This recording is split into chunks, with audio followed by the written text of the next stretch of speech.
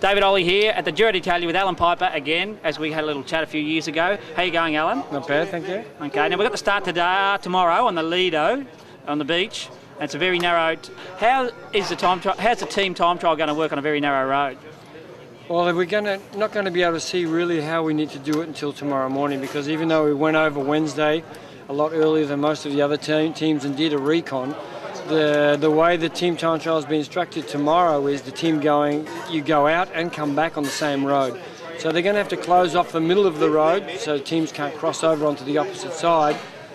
So tomorrow we'll see how much of the road we've got, where the wind's coming from and how strong the wind is.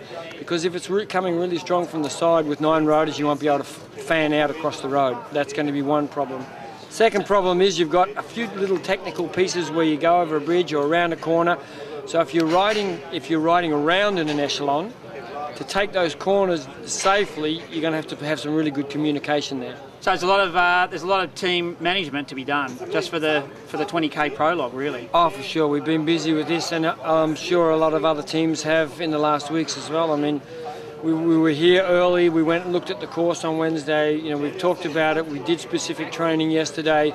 We had them in formation, and we did a couple of long, big, full-on efforts yesterday. You know, to make sure everyone was in their final order, and also, you know, because the smaller riders, well, not the stars of the team, have a confidence thing, because team time trial is really riding to your maximum. It's the race of pain, you know.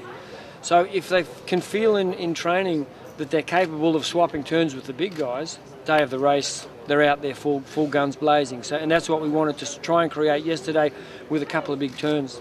So a lot of people management too. Now I know you during a Grand Tour you probably do take it one day at a time. The mountains come up early, so is it just a matter of hanging in there with everyone for the you don't want to have anyone dropped on time cuts in the first week, so to speak, because it's not really an option on other races. Well, you know, tactically speaking, from our team's point of view, team time trial is crucial. That's crucial. Let's start with that. Then we've got 2 flat stages. If we can put Mark Cavendish in a position where he can take the leader's jersey, that's all we're thinking about for the moment. We've got some great guys for the GC. Michael Rogers, Thomas Löfqvist, Konstantin Shotsu.